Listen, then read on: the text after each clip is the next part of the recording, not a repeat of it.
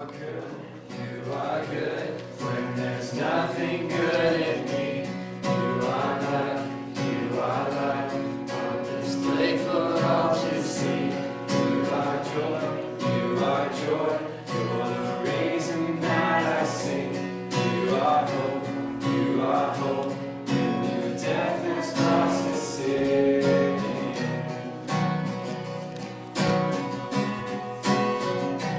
You are peace, when my fears are trembling. You are true, even in my wandering. You are joy, you're the reason that I sing. You are light, in your death and apostasy.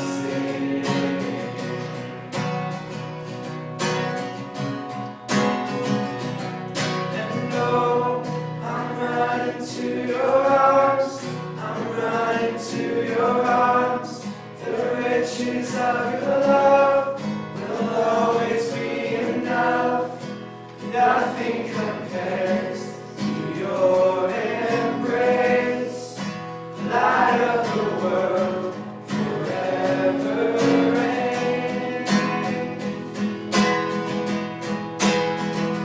You are more.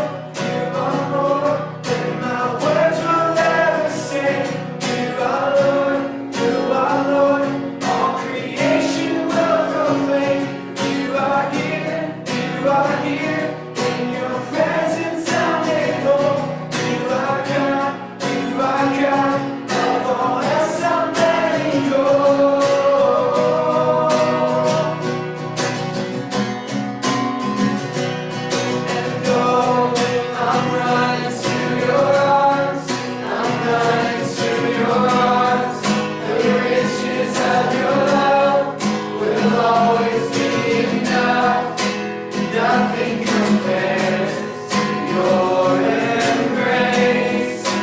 Light of the world, forever reign.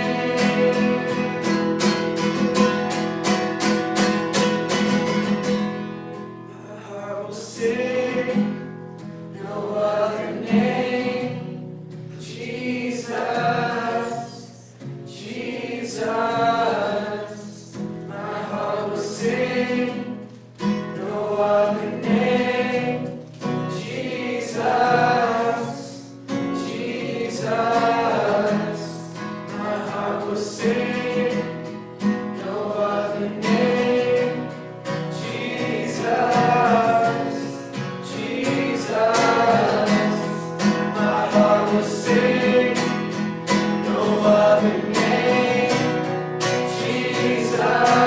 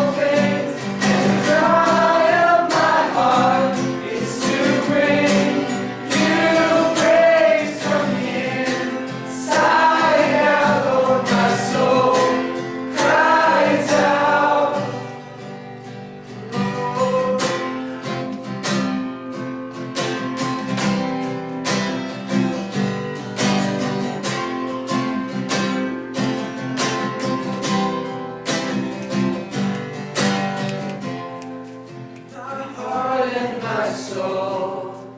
Lord, I give you control. Consume me from the inside out, Lord. Let justice and grace become my embrace. To love you from the inside out, everlasting. Your light will shine when all else fades. Never ending, your glory goes beyond all things. And the cry of my heart is to bring you praise from the inside out. Lord, my soul cries out. Inside out, Lord, my soul cries out. Lord.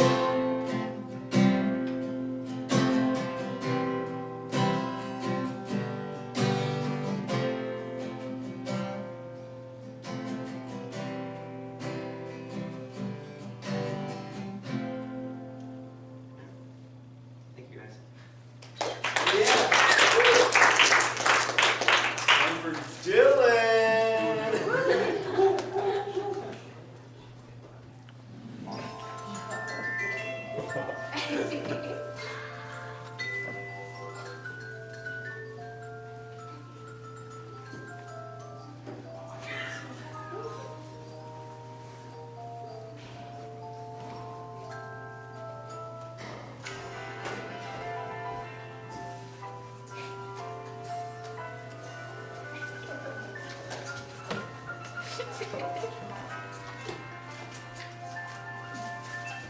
It's a beautiful day in this neighborhood.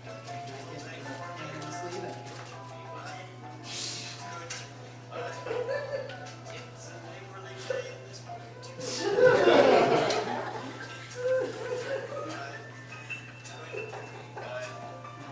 I have always wanted to have a neighbor just like you. Always wanted to live in a neighborhood with you. So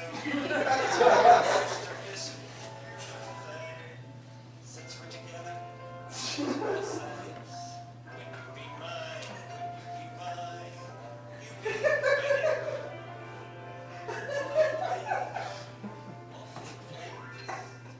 Please won't you be my neighbor?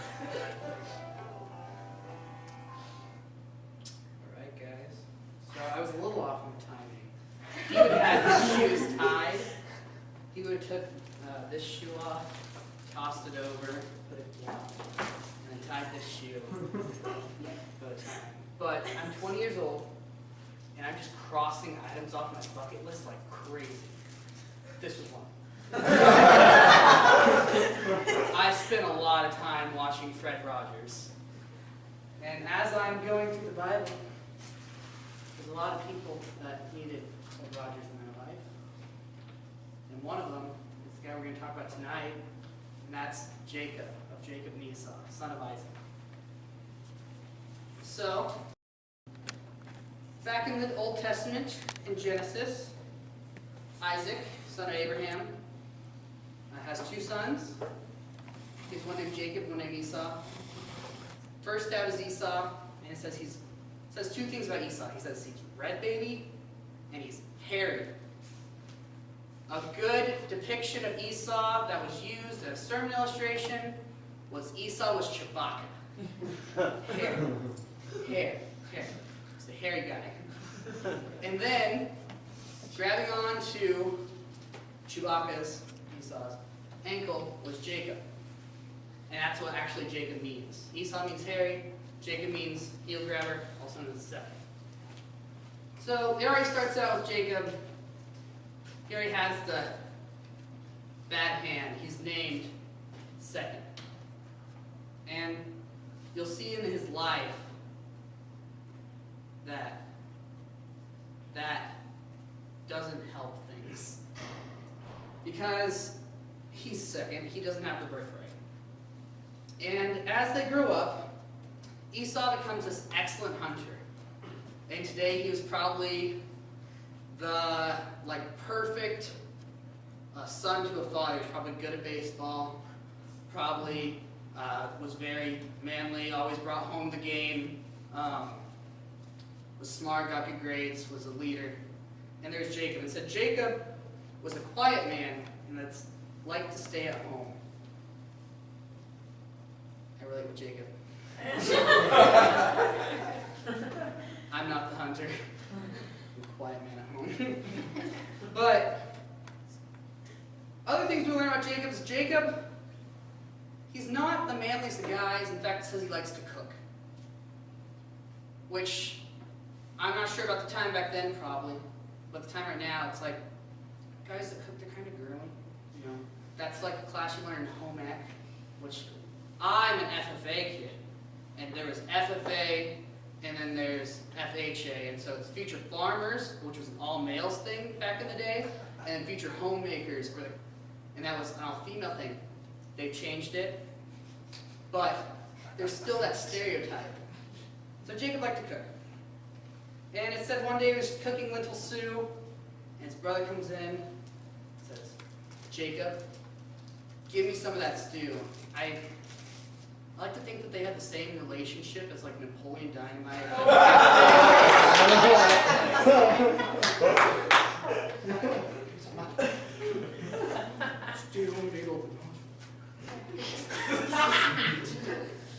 But he's like, Jacob, I am going to die. Give me some of your stew. Jacob's like, give me your birthright. And Esau's like, I'm going to die, so why would I need a birthright? If I'm going to die because I don't eat, and so yeah, sure, whatever. So Jacob is like, score, I got this birthright. And that's important to Jacob. I think that was really important to Jacob because he's not the hunter. He's not daddy's favorite. It says in Genesis 25:28, it says, Isaac loved Esau. Doesn't say anything about Jacob. And so I think Jacob's already in this state of turmoil. And so he's happy to have his birthright. It's kind of like a yes for him. Yes. I like that movie. There's some people that don't like that movie. My roommates, when I first watched it, they're like, it's a great movie. They were right, it's not a good movie, it's great. But this birthright was an important thing. He finally gets it, and he's trying. Jacob, like every man in history, is born with this God-shaped hole in his chest. And he's trying to fill it with all these things, and he's just looking for acceptance, acceptance, acceptance. That's what he's trying to fill. And he thinks he got this birthright. Just fun with that. And just like in our lives, when we try to fill it with that God-shaped hole with things of God, it doesn't work out. He wants more. And so, as the father, Isaac, got older, he couldn't see, and then it becomes like out of Napoleon Dynamite into like this like heist, like trickery movie, kind of like Now You See Me almost. They're duping the father, Isaac and his mom. This is how it goes down. Father, he's old, can't see. He's like, I'm going to die, I need to bless one of my sons. And he says, all right, Esau, I'm going to bless you. Go get me a last meal. Go catch me a meal and come back, and as I eat the meal, I'll bless you. Well, the mother hears this. She goes to Jacob. She says, Jacob, here's the plan. What we're going to do is we're going to duct tape my rug to you so you'll feel hairy. I'll make a meal because I know how your father likes a meal cooked. And we're going to go in there and we're going to steal that blessing. And so this is kind of how it goes down. Oh, where was I at? Oh, here. So Jacob comes in. He came to his father. He says, Here I am. And Jacob's like, who are you? Or Isaac's like, who are you? And Jacob's like, I'm Esau, your firstborn. I've done as you told me. Here, have some of this meal so you may bless me. And Isaac says, how'd you get that game so quickly? He says, the Lord blessed me. And Isaac's like, come close. I don't know if you really saw, you don't sound like Esau. And so then Isaac puts on a deeper voice. Yes, the Lord blessed me and I got your food. But they had already duct taped the rug to him. I don't know if it's really duct tape. Biblical form of duct tape. They duct tape a rug to him. And he comes up and he's like, oh, you're definitely Esau. You're definitely Esau. And he blesses him. And this was probably another yes for Jacob, except things got hard. Because I don't think he was planning for when Esau came back. And Esau's like, you stole my blessing. How dare you? I am going to kill you. And that means Jacob has to flee. And so all that blessing, it's not for nothing, but it's kind of out the window. I mean, you got this good greatness, you've stolen this greatness, and now you have to flee. And then throughout life, he gets going, and to the part that I really want to talk about, because it's interesting to me, is he comes to this place, he crosses the river, he's left alone, and he meets this man. And he decides, I'm going to wrestle that guy. It doesn't really say why he was wrestling. It just says Jacob was alone, and a man wrestled him until daybreak. I think he just really liked wrestling. I don't know. But when the man saw that he could not defeat him, he struck Jacob's hip socket as they wrestled and dislocated his hip. Then he turned to Jacob and says, let me go, for it's daybreak. It's almost tomorrow. And Jacob says, I will not let you go until you bless me. You see, Jacob is trying to fill this hole with blessings, from the birthright to the blessing of the father to this man he's wrestling. It's like, I'm not going to let you go until you bless me. Say uncle. You know? Uncle. Say uncle. I wasn't good at wrestling as a child.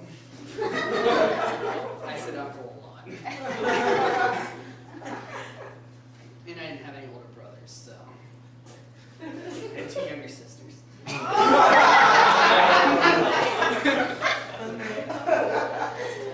The quiet guy that stays at home.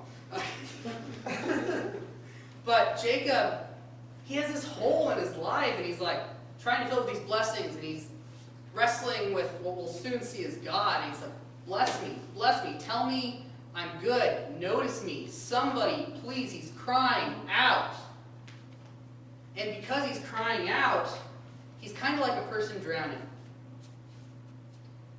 He keeps crying out for help and for someone to notice him, and no one's noticing him. And as he's drowning, the people that come up to him, the only way he can make himself feel good is to steal from others, to lie to others, to push them under. If you ever take a class on lifeguarding, I have not, but I've heard this. But they tell you, and they tell you this when you go to camps and stuff too, never swim out to save a person who's drowning. Throw them something first, because if you go out to them, they're in a state of panic. They're just trying to push down anything. So you can go out there, and oftentimes you'll find 2 people at the bottom of the lake, because the person that went out to rescue them, they will end up pushing them under, and they'll both end up drowning. But that's kind of what Jacob's doing, is struggling with this guy, and he's looking for just something to grasp onto in life. And the blessings aren't working, the birthright's not working, and he's just, someone notice me. Someone, please acknowledge me. I hurt. I don't feel loved. And you know what the guy says back? He says, I'm not going to let you go until you bless me. And the guy that ends up being God says, what is your name? And this kind of stops Jacob in his tracks. Because for the first time and forever, somebody cares about him. Someone wants to know his name. Even just saying, what is your name, shows that he has this intentionality of knowing you. And even though it's God, and And God formed each of us in our mother's womb and knows the amount of hairs on our heads. Just God knew that that's what Jacob needed at that time. He needed someone to know it, to notice it. He says, what is your name? And this is stopped in his tracks. And Jacob, he replied. And that man says, no, that's not your name anymore. Your name is Israel, because you have struggled with God, and you've struggled with men. You've had this wrestling all your life. You're trying to fill it with this and that and this and that. And you've prevailed. You finally found what you're going to fill that hole with. And at that time, it's God. But today, for each of us, as we're wrestling, as we're crying out to anyone and anything, as we're trying to fill this hole with whatever feels good, whatever smells good, whatever we can get from others, that hole is a God-shaped hole, and that hole is a Jesus-shaped hole. And there's a God that's crying out to you, wants to know you, does know you. And that's the only thing that can fill that hole. So God changed his name to Israel. And with that, he says, what's your name? And he says, why do you ask my name? And at that, Jacob knew he was wrestling with God, and that God had blessed him. At the time I was watching Mr. Rogers' Neighborhood, I was kind of like Jacob. I was looking for anyone to notice me. I was bullied at school. I was the bully at school. I acted out for attention. I just wanted someone to take the time to really know who Dylan was, because I didn't even know who Dylan was. And in Mr. Rogers' Neighborhood, it always starts with the scene of a stoplight. The stoplight's blinking yellow. Did you watch that? It was like a time to slow down. And Mr. Roger always looked at the camera. And he did this all intentionally. He was a pastor, and that was his call for ministry. If you watch interviews with him, he said, that 30 minutes of television, that's when I minister. But he always looked and said, will you be my neighbor? I care about you, I want to know about you. He always asked. And it was a kind of almost a one-way conversation, but the intentionality was felt. They asked how you were doing. When he'd be teaching a lesson on anger, like, this what makes me mad, does this make you mad? What makes you mad? He was always asking questions and just really making you feel connected even through a screen. We, as Christians, are called to be the light of the world. Anyone that's struggling, knowing who they are, anyone that's struggling, wrestling, just wanting to be known, know that there's a man at the door knocking. That's Jesus. He just wants to know all about you. But as Christians, light of the world Christians, it's also our responsibility to go and know others. So, let's make this eternal neighborhood